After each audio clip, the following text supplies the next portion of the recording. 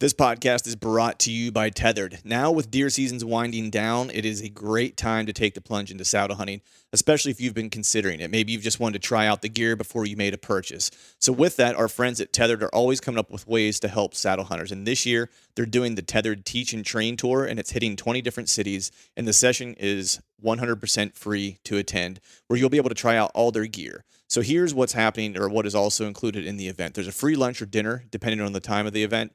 All their saddle hunting gear will be in one place, so you can test absolutely everything that they have. And then there's going to be lots of giveaways and freebies. There's event-only pricing and discounts on Tethered gear. And then there's insider access on some gear, so you'll get a sneak peek as to some of the things that are yet to be released. Then there'll also, of course, be saddle hunting experts there available to answer any of your questions while you're hanging and trying out the different gear. So head over to tetherednation.com and check out the Teach and Train Tour page to see the list of cities and dates. I'm planning to be at the event on May 28th through the 31st at the Seven Springs Tack Shoot, so I hope to see you all there. The first thing I do in the morning before a hunt, before a scout, or just before getting ready for work is have my morning coffee, and I'm sure most of you out there listening are the same.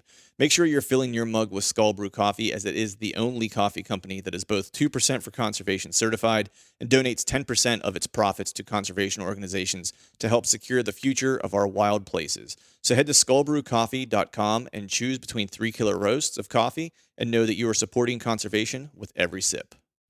Exodus trail cameras are running a killer deal right now. As you know, I've been using the Exodus trail cameras for probably about 4.5 years now. And what I like most about them is I just put batteries in them, I change SD cards, and they just flat out work. And when I show up, I have critters on camera.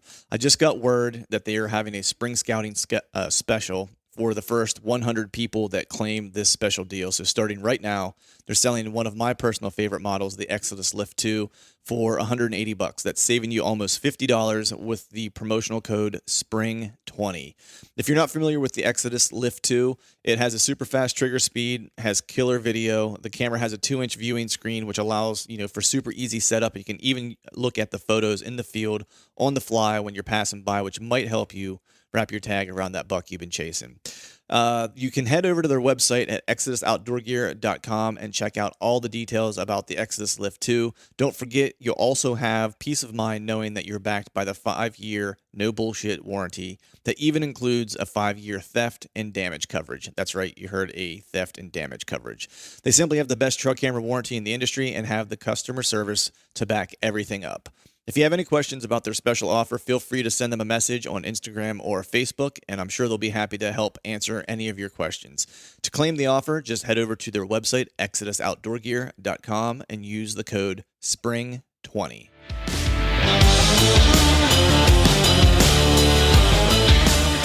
Welcome to the Truth from the Stand Deer Hunting Podcast, brought to you by Skull Brew Coffee Company. I'm your host, Clint Campbell, and you are listening to episode number 168. Today I'm joined by my buddy Greg Litzinger for another DIY report mini-series. We're talking scouting versus hunting and best times of day to kill a mature deer. So stay tuned.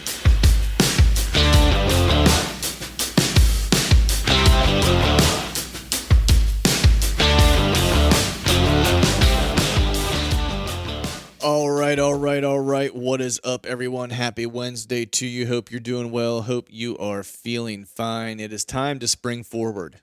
It is finally here where we get a few more, I guess just an hour, but it feels like more than that. A little bit more daylight on the back end of our day, which is awesome because now whenever I come home from work, I can actually get out into the outdoors and shoot my bow a little bit. It's always, I have a setup in my basement and I'm able to shoot kind of year round. And I do like shooting in my basement. It's fun. It's nice during the winter or whenever, we fall back and I want to continue to stay dialed in during the course of the season, which seems it didn't help a whole lot this year, but it's neither here nor there. But shoot a couple days a week and stuff like that. And I usually take off, like right after the season's over, through about this time of year. It's like I usually set the bow down for probably most of the month of February, and then sometime in March I start to kind of get that itch again and pick it up. And so I've been doing that the past probably like week and a half or so, picking it up in the evenings after work and flinging some arrows.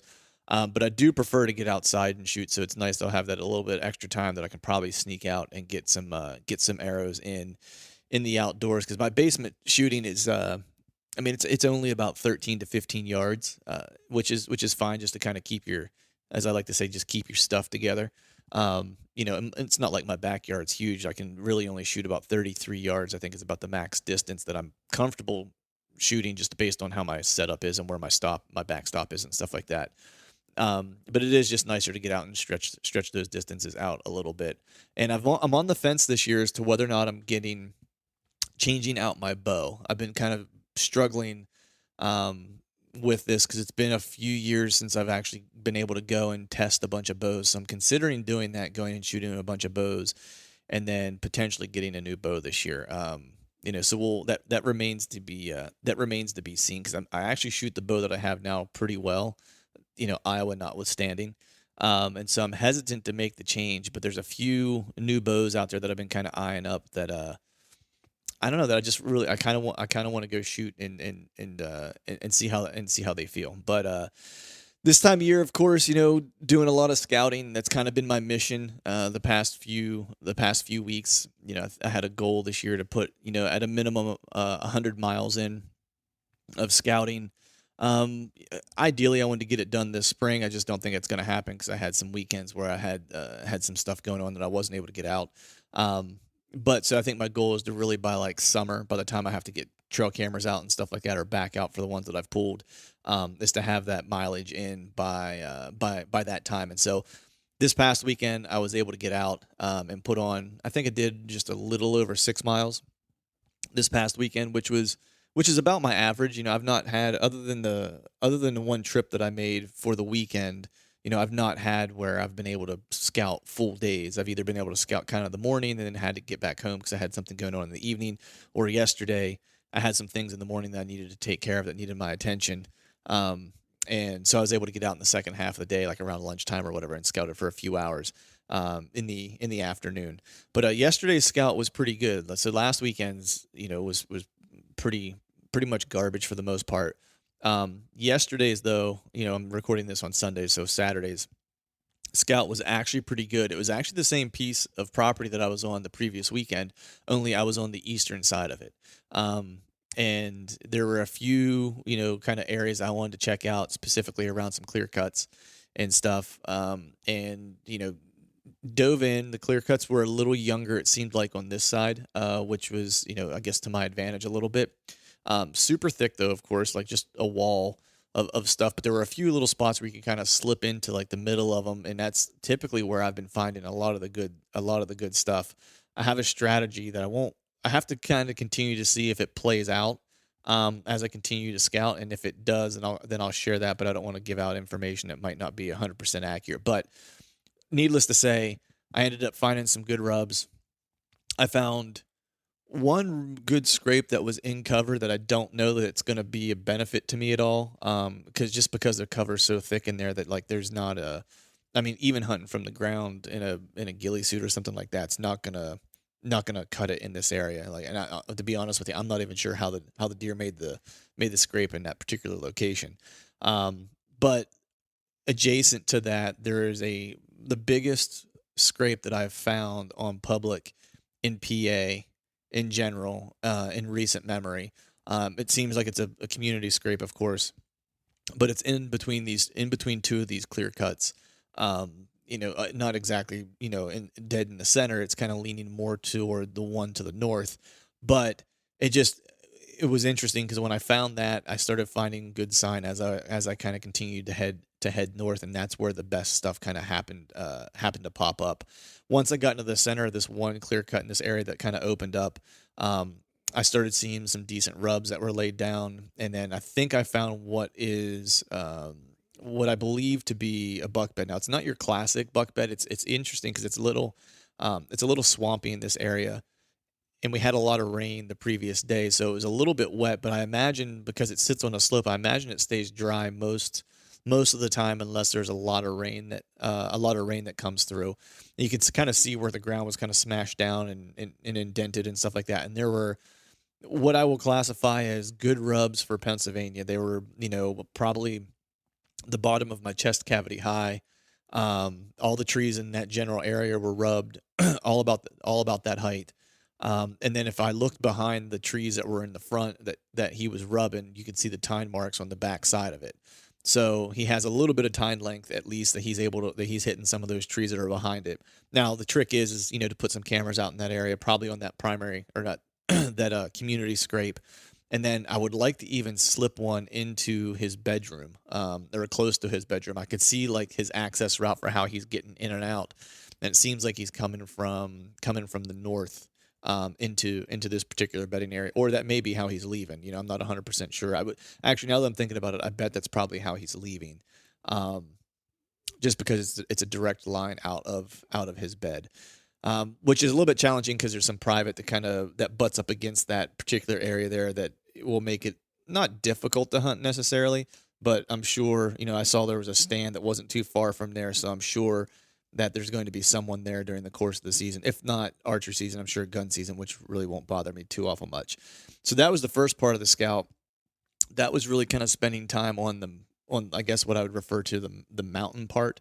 There was a lower lying part that was adjacent to some water that I was really looking forward to checking out, and there were some clear cuts in there, and it was pretty nasty to kind of make your way through there because it was a little bit swampy, a little bit clear cutty. I don't even know if that's a word. But I did make my way through there. But there was food in a particular area that I wanted to see if I could get to, and it's just like a small part of this public. Doesn't even butt up to the food necessarily. So I drove by to see what was that field was, and it was corn on the private, and it doesn't butt up right up against it.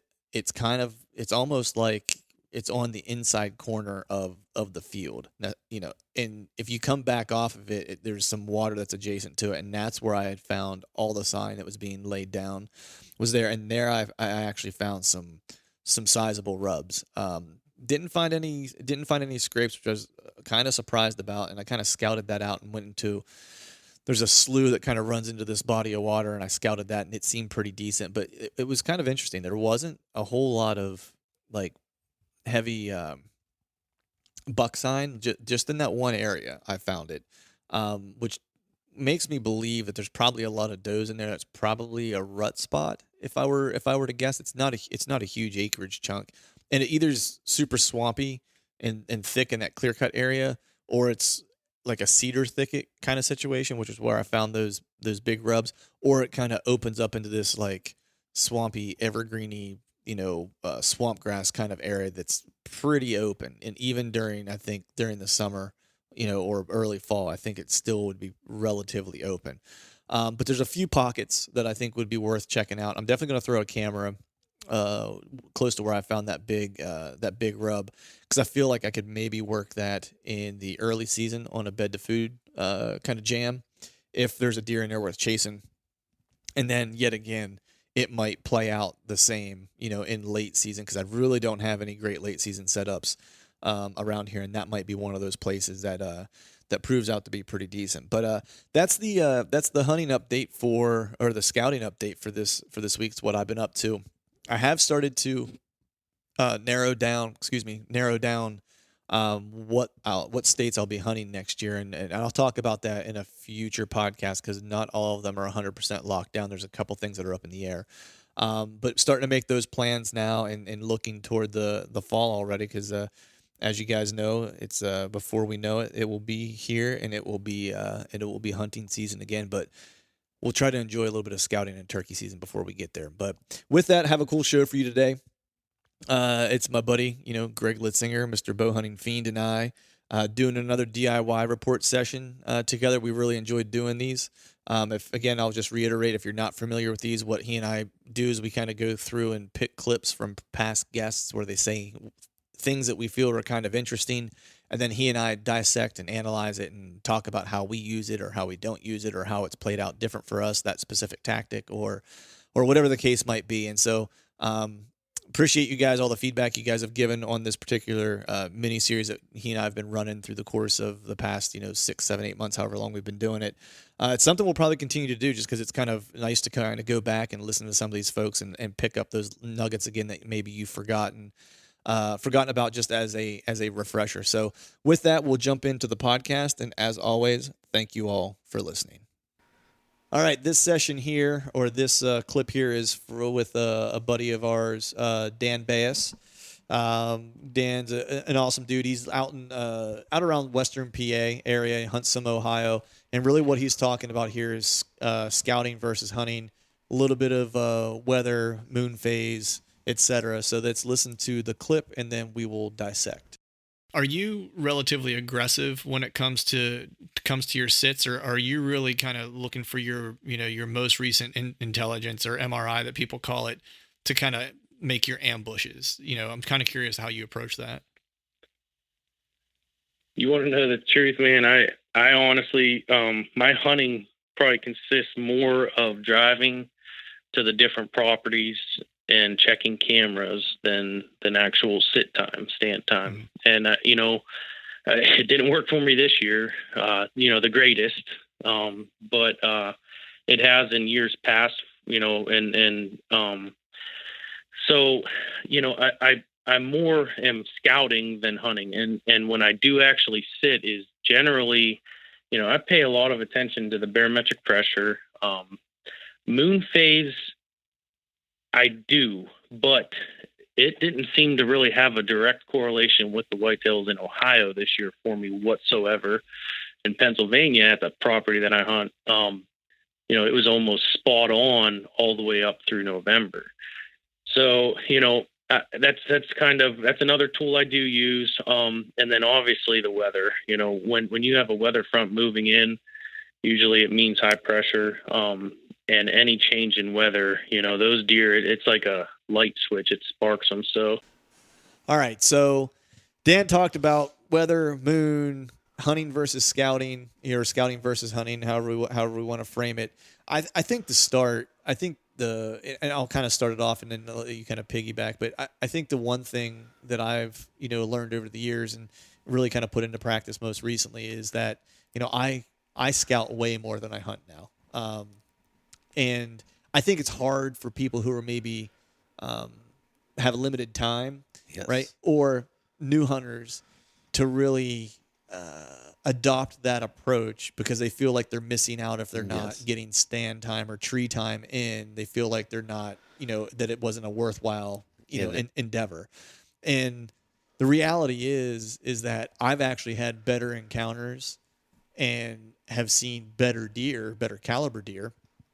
And more frequently, the more time that I've spent with my boots on the ground, putting miles under my feet than I have whenever I used to just solely, scout off season and then sit my locations, and then the season was going to be what the season was going to be. I think this kind of goes into like that mobile hunting thing, the mobile hunting idea where it's like you're really just scouting to find your next hunting setup type of situation. And there's a balance that each of us have between scouting versus sitting, because you can get addicted to either one, and that's not necessarily a good thing. Right. You're addicted to sitting. Yeah. You sit too much, you're missing the boat.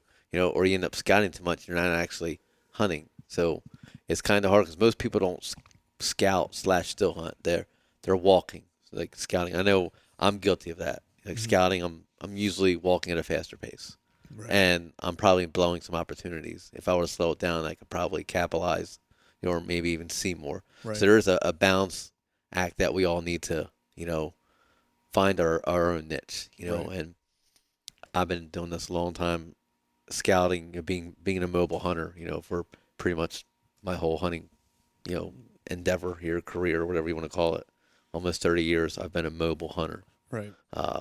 So there is a balance that you need to find. Each of us needs to find, because mine's going to be different than yours, But you need to scout in order to find deer, but also you need to hunt in order sometimes to kill deer. So, right. No, I think it's a good point that, the idea that, a person can fall in love with the one or the other a little bit too much, right? And you romanticize the scout, like in the movement, right? Unless you truly are still hunting, like a person who I look at that does that stuff really, really well is like a guy like Zach Farrenbaugh. Yeah. Right. Like, but he is truthfully still hunting his way through. Now he talks about there's areas where he knows it's like, look, this isn't a place I'm going to find deer sign or I'm going to find deer. So he's pounding it to the next spot, like just getting after it. And then when he gets to a spot to where he thinks like, there could be a possibility. Yep. He slows it way down. Yes. You know what I mean? And he's still hunting / scouting his way Yes. to like wherever his setup might be. And I think one of the things he said that he and I talked about before was starting without an end in mind. So you're hunting your way through. You don't have a destination in mind, but you'll know it when you Yes. see it. Exactly. You know what I mean? And I think that's the hardest part. I think when people fall in love with like scouting, I don't think that they like love the scouting more than hunting. I think that they're too afraid to stop Yes. because they're unsure of what they're seeing and they're not confident in what they're Yes. seeing. Or is a better sign over there, Right. or is it, Fear of missing out. yes. Yeah. Yeah. And the other take from the clip is moon and weather.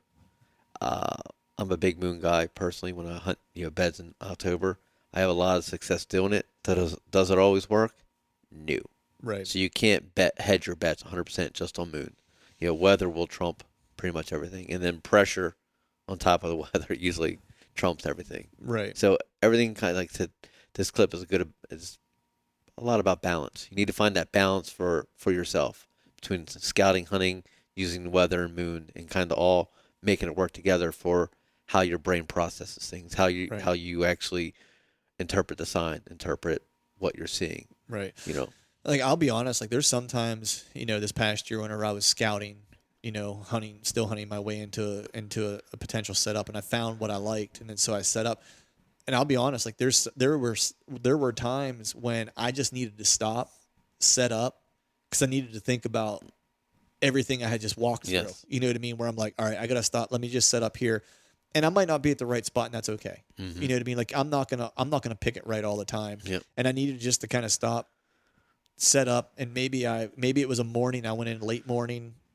I walked for an hour, found something I felt good about, got into a tree, felt confident in.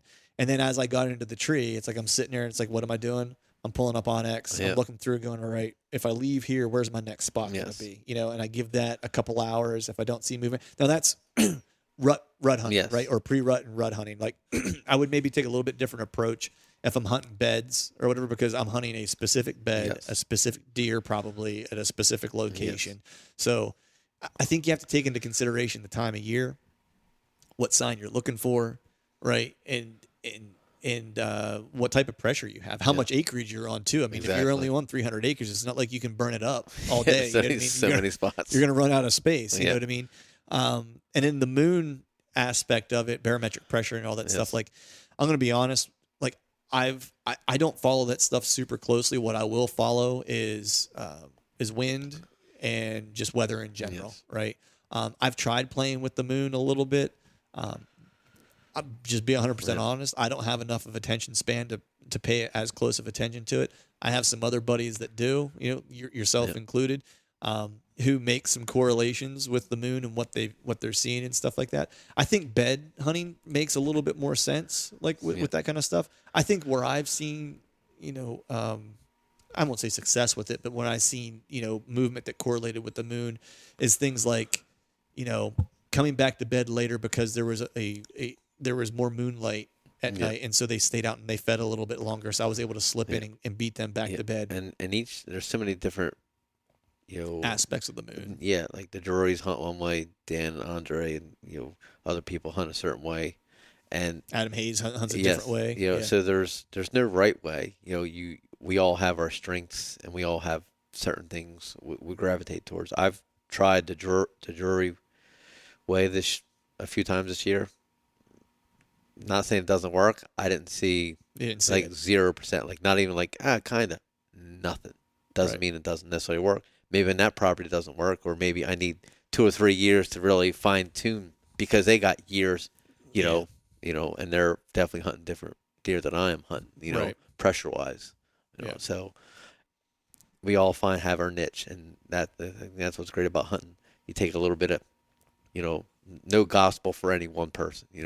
Well, you process things different than I process things, so we're definitely different. The end game's the same, but our methods are going to be different. Right, and we have some similar approaches. And I've always said, I was like, I always try to look to be a Swiss Army knife. I try to look to like take bits and pieces. What do you think of this? Right. I always try to take bits and pieces from everybody that I think, not just that I think are good ideas, because there are some things that I'm like, that's really cool and interesting. I don't think I can get it to work. You know what I mean? Or I don't have confidence that I can do that. Yes. Right. And so it's not of any use to me. You know what I mean? Even like the bump and dump, for example, right? I know some people can get it to work like a charm, right? I kind of got it to work in Iowa this year, but up until that point, it's never worked for me. So I've never really pulled it out. I literally pulled it out in Iowa because it was like a last chance. Like, I got to make this work, and this is the only way it's going to work, you know? And so it happened to work out. But other times prior to that, it's like, and would I pull it out like next season? I would go probably 90% no. Yeah. You know what I mean? Because it's like, it's worked for me once, you know? And in that environment too, where you look at, Iowa's a lot different than 100%. here. So here I've had mixed results with that. I've never killed a deer, bumping them out the next day or whatever. Right. So I've bumped them out and have other deer come back that I necessarily wouldn't want to kill. Right. And it's like, wrong deer came back. Thanks. It's like, right. All right. Well, it works, but it worked on the wrong deer. Right. Awesome. Well, I think we covered that one. So the moral of the story there is that, hunt and scout, the balance of it, whatever is going to work for you and that you're comfortable with, and the level of deer you want to kill too. Like, if you want to kill, scouting might not be, if you're looking to fill the freezer, the best option. Right. If you're a weekend warrior, sometimes scouting, you can't always scout because you have Saturday to hunt. Especially in PA, you can't hunt on Sunday really. So you have one day to hunt. Scouting every Saturday might not be the best option for you. Right. Yeah, exactly. And then with the barometric pressure, moon phase, and stuff like that, it's one of those things is, it's trial and error, and it's trying it and see what happens. Yes. You know what I mean? So there's not one size fits all for that kind of stuff. So with that, we'll move on to the next. All right, for this next one is another one with our buddy Dan Bayus, and what he's talking about here is really time of day hunting, mornings, evenings, afternoons, and what time you're really kind of making an entrance into the timber at different times of the year. So we'll listen to the clip, and then we will discuss. If your entire life depended on not being seen by a human, obviously nighttime, right? Is the most probable time that an animal is going to move to eat and to live, survive. Well, if he wants to get out and cruise for a doe or check his scrapes because that testosterone's got his mind doing some crazy things, generally that'll happen midday. Right.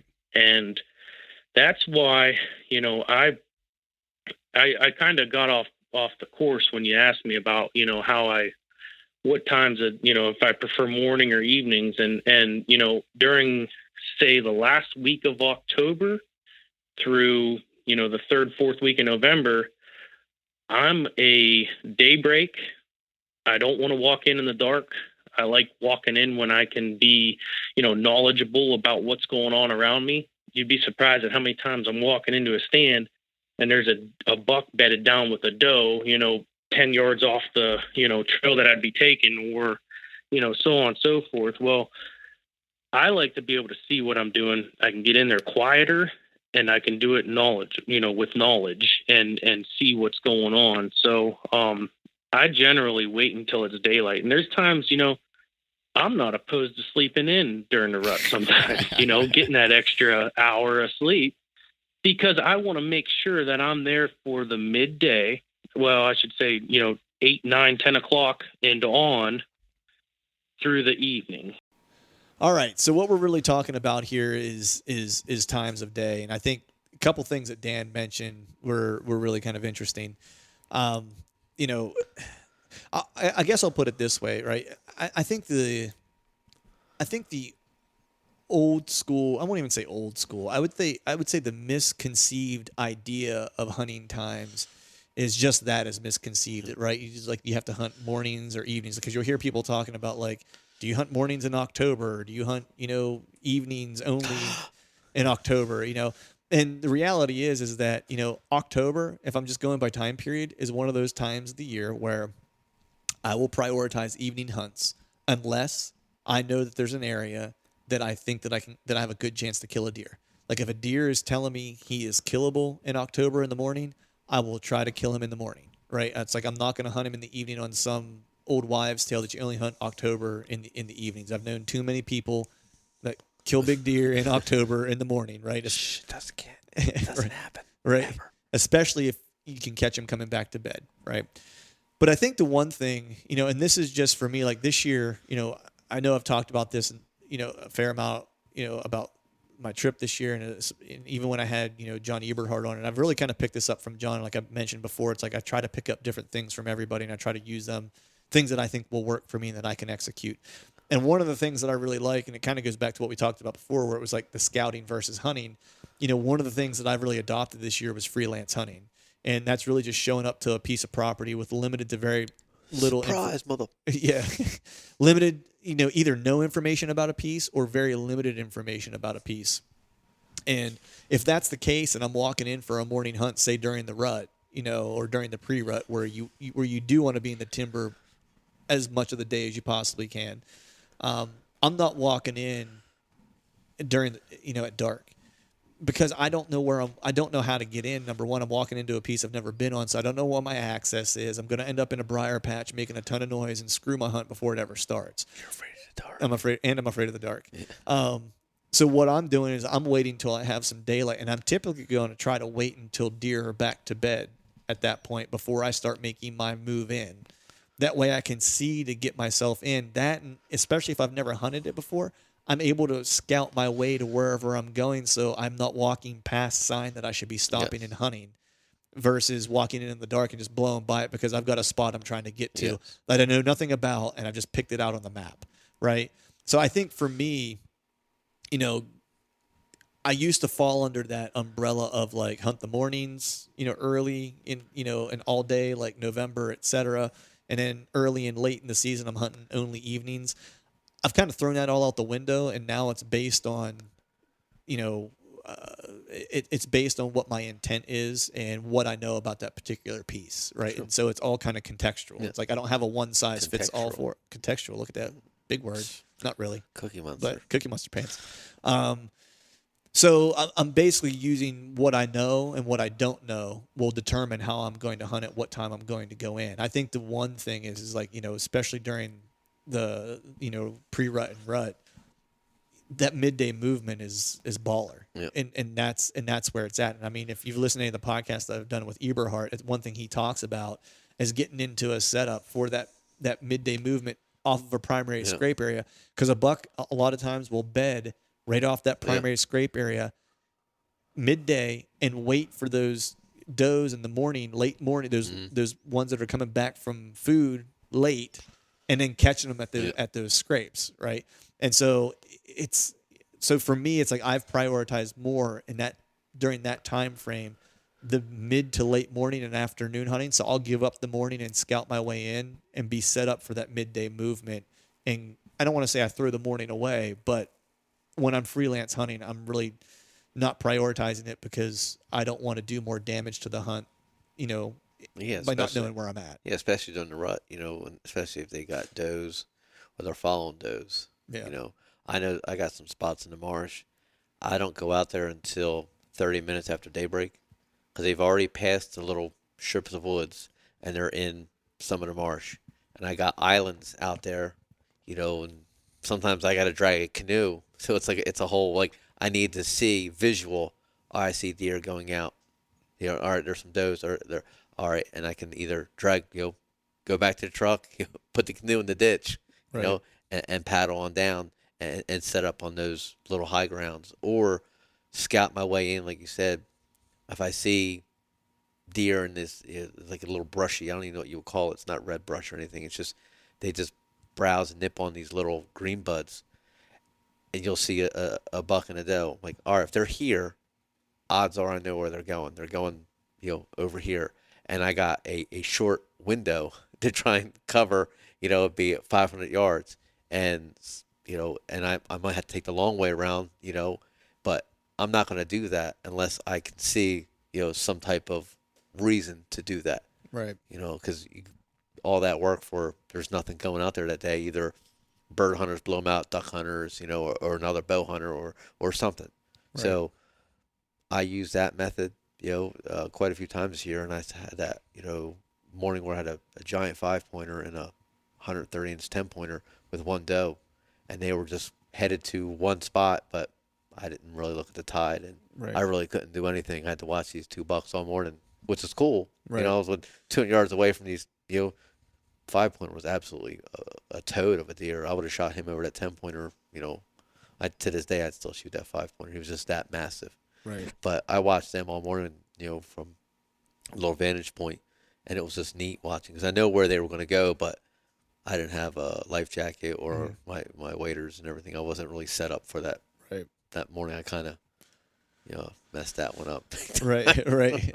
I mean, I think the other thing is just think about the time period that you're hunting and what the valuable time is, right? You know what I mean? And I'll go back to like that pre-rut time frame where, this year all my encounters happened between like, I shouldn't say all my encounters. All my good encounters happened between like 11 and 3 o'clock.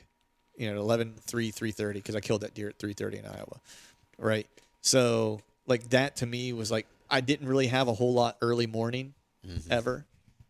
The days that I was set up early morning, and I didn't really have a whole lot like late evening. There was one were 2 late evening encounters that I had that were both decent, but like that was it. But I had a ton of encounters. And that means you were in a certain, time frame of a year in a certain area where Exactly. that plays off. Like if you're in an area where I don't get a lot of midday movement usually because I'm hunting, them random far islands where if they're getting off that midday, they're already on those islands. Midday, they don't really need to leave them. So there's really not a lot of midday movement that I see because I can't get that close to them. It's not like a scraping area or bedding area. Like they're coming in, they're already in the bedding area. So it's subjective to the area or to the terrain or whatnot. Yeah, and that's a good point because my late evening movement this year, scrape areas, was Pennsylvania. Yeah, right. You're talking pressure, right? More pressure than Midwest or whatever. And so, I mean, I've seen good deer in the afternoon in previous years. It wasn't this year. It was all late. So it's not that it doesn't happen, but I would say that it's less likely given the pressure and stuff. Yeah. And now, where I had that midday movement that was hardcore was the Midwest. Yeah. Right. So the place I was hunting was a lot less pressure. They felt a lot more comfortable moving, and so they were moving, midday pretty freely. And so I used that to my advantage, especially the last day when I arrowed that deer. I didn't go out until 11. I mean, I didn't even walk from my truck till 11 o'clock because I knew I was like, I don't need to be in the woods yet, And on your last day of your last hunt in a travel hunt, most people would want to be out there. I'm going to be out there all day, dark to dark. And I was like, dark. Yeah, I was like, I'm not seeing anything in the mornings. So it's like I'm going to pack up my camp, be ready to go, and I'm going to go put the last hunt in during the time frame that I know that I feel the most confident I'm going to see deer. Yeah, my buddy Rick, we were in the Gap with it 2 years ago. He shot his buck, but he seen it the night before, right at daybreak or right at dark. He texted me, got a racker coming in, so he waits forever to leave. And I ended up shooting the doe till we got her. But the next morning he wanted to go out. Well, he slept in. He's like, I'm gonna sit in this field, or not this overgrown field. I wouldn't even call it a field. I guess it's an old logging road or something. That it's not a clear cut. It's just kind of fieldy-ish. I'm gonna sit in that thing all day, But I don't want to get there in the morning and sit all day. So we got up, we broke camp, we did all that stuff, and then he went out at 9 o'clock in the morning, and he sat until dark, basically, when that buck come out. Because if he went in there at midday or set of evening up, he probably would have blew a bunch of does out that were already coming in to that area or working the way through. So he had to sit it out, grind it out all day on the ground. Nice. So that's a long sit. It is. No blind or nothing, just sitting on a bucket. On a stump or a bucket or whatever. Yeah. And he ended up shooting that big buck literally the last 5 minutes of light. Yeah. But that's what it took to shoot that deer. Right. Yeah. So I think at times that I don't want to say the early morning hunt is overhyped. You know what I mean? But because look, deer are creatures, they like to move in that gray light. Yeah. There's no doubt. But I think you have to, again, I think everything with hunting to me is contextual. Like you need to put multiple pieces together to understand what's going to happen. Like I think as a blanket statement, if you were going to hunt anytime during the day, I would take the gray light hours, right? But once you start to understand a little bit about a piece or a way you're going to hunt, like freestyle or freelance hunting, it's like walking in blind in the dark is possibly one of the dumbest things you could do for a hunt. You know what I mean? So maybe you miss a big deer that traveled during gray light, but if you don't know where you're going, how do you know he would have been there in the first place? Exactly. Or that you wouldn't have blown him out and changed his course. You know what I mean? So especially during the rut. I mean, you see now with YouTube videos and whitetail journaling guys, the hunting public, how much activity happens in spots that people just blow right by. Mm-hmm. You know, and I've been guilty of that. Like, I want to walk right through this perfectly good bedding area because I want to get to this point for, I know these bucks are coming to bed. It's the worst thing to do because you're going through there in the dark and those deer are already bedded down in those little pockets, or or better yet, they're catching your scent because you just literally went through a 300-yard overgrown field. Well, every deer across that is going to smell you, and bye-bye. Yep, take it easy. But, all right, so I think we covered that one. On to the next. All right, with this one, you'll recognize this fella's voice. This one comes from Johnny Utah Mulligan. This was actually before he was a staple on the show, whenever I had him on just as a guest. But what he's talking about in this one, as you'll listen, is really, I guess how I'll frame it, is age over inches and challenges and accomplishing goals is really what he's talking about. So we'll listen to the clip and dissect. Right. Yeah, I mean, it was just so cool. It was funny because, I mean, that deer was a giant to me. And I think the more and more I hunt, the size of the deer doesn't matter as much to me, antler-wise. The age class or the body of the deer or what challenge was involved kind of means more. And I knew that it was really cool when I was able to take that deer and, of course, capture it on film, and I was by myself and everything.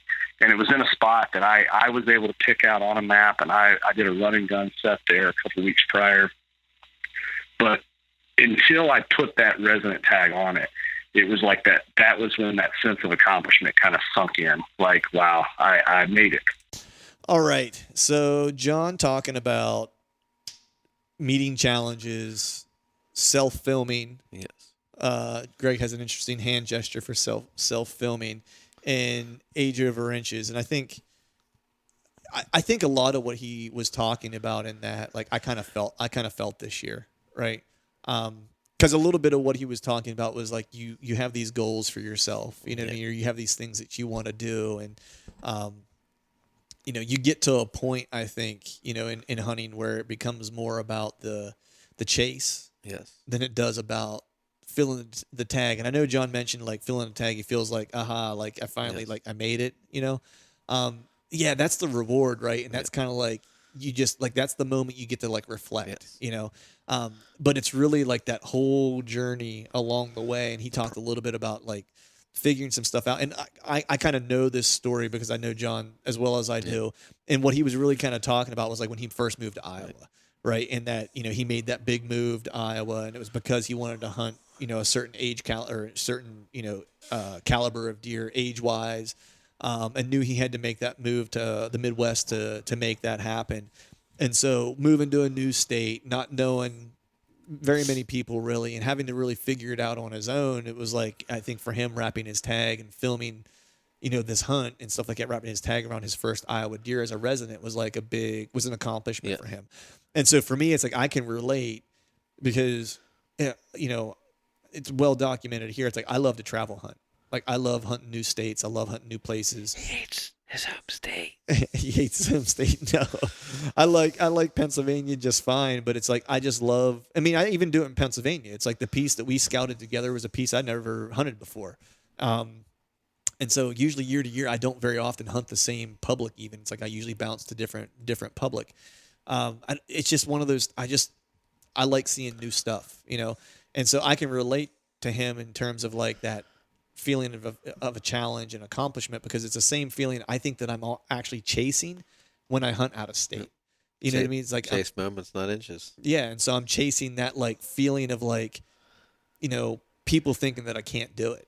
You know what I mean? Or I get asked a lot like, why do you hunt like a different state most years, or even like in the places that you do hunt, why do you hunt different properties all the time and not the same one?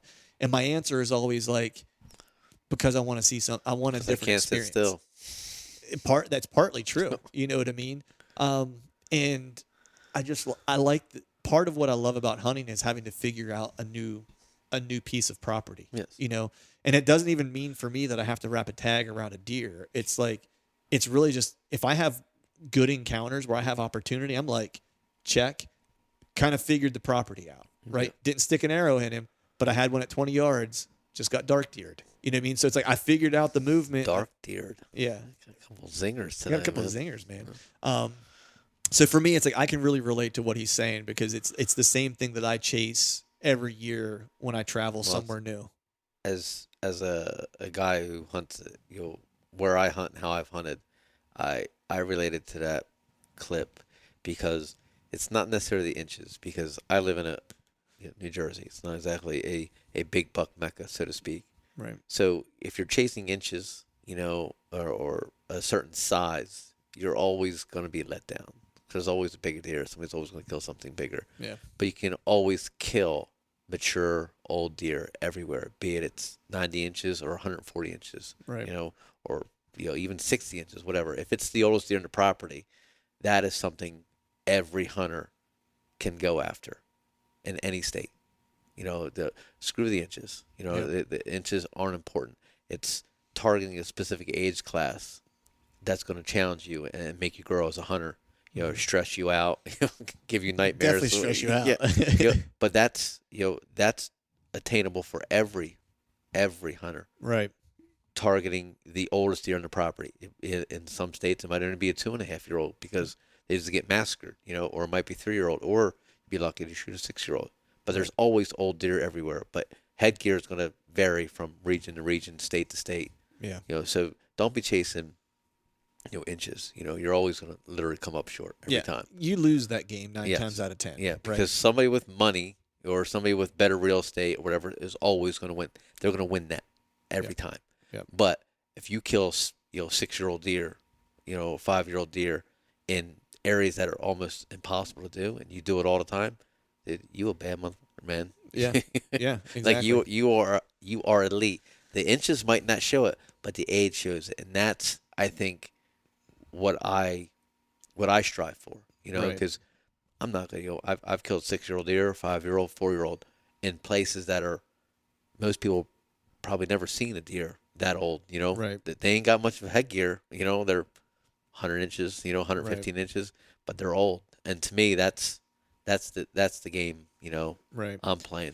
And, in Pennsylvania, very similar to Jersey. Now, I will say, PA in the past several years has gotten better and better deer. They've upped their game. Yeah, they have. And look, it's awesome. I mean, we still have a lot of pressure. So, like, seeing a 4.5-year-old deer on public land is going to be challenging. Yes. Unless you're going out to you can see that, I think, more frequently 4.5 and older when you get out into the Alleghenies. The Alleghenies, where it's like you got some serious rugged terrain, mountain. You got space. Yeah, where here, it's hard because it's not a lot of real estate.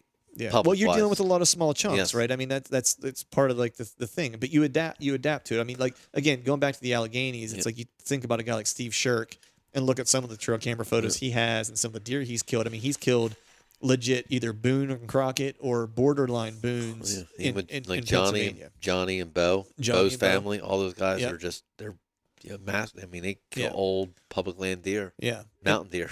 Around here, a little bit more challenging because there's not a block of 30,000, 40,000 acres or whatever. I mean, you get toward the Poconos, you're starting to get into some serious big wood style. I won't go as far as to say the New Hampshires or the New England states, like that type of stuff, right? Because that's a whole different ballgame.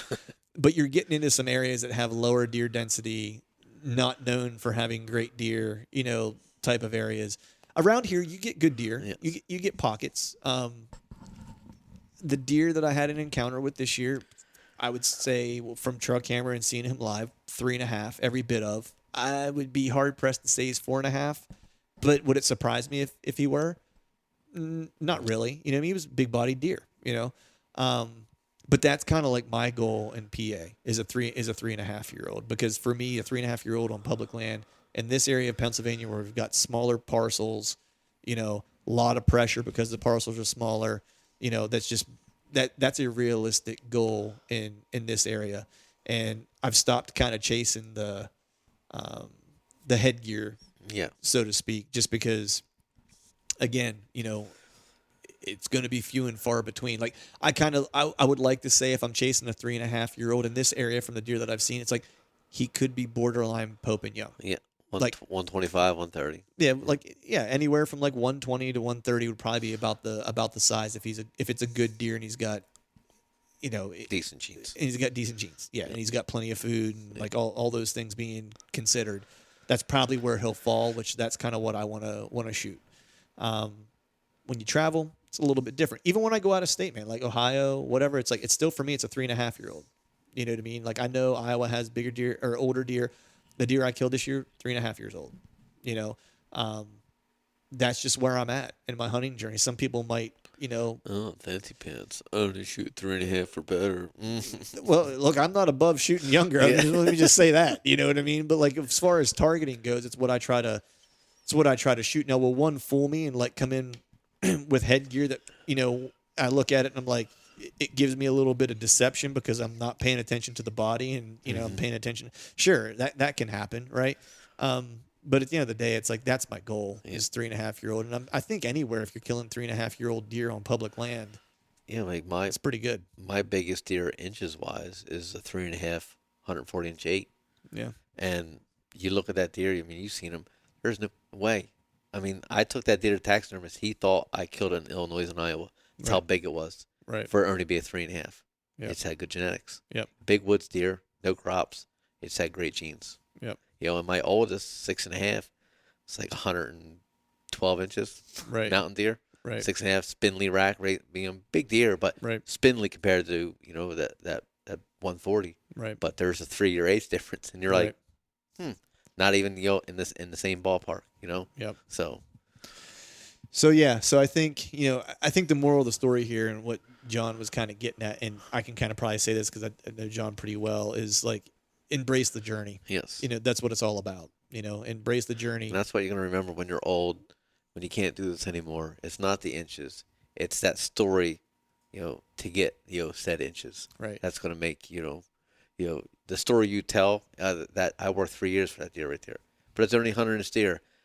But I worked 3 years for that deer, Yeah, well, it's funny you say that because when someone asked me how my trip was this year or whatever, it's like the part that I say when I release the arrow is literally 3 seconds of the conversation. Mm-hmm. I talk about the other 14 days that I was there because that was the experience. The 7 misses. Hey man, there was 2 misses. We can go ahead and stop bringing that up now. So with that, I think we'll shut this one down. Yeah. All right, folks, that is a wrap for today's show. I'd like to thank all of you for listening. And if you haven't yet, please head over to iTunes and leave us a 5-star rating. And be sure to subscribe to the podcast. And if you've not yet, hit the subscribe button on the YouTube channel as well. And before we shut this thing down, I need to give a big shout out to our partners who continue to help us make this podcast possible. Tethered, Exodus Outdoor Gear, Skull Brew Coffee Company, Gumleaf USA Boots, and Day 6 Specialized Gear. And until next time, we'll see y'all.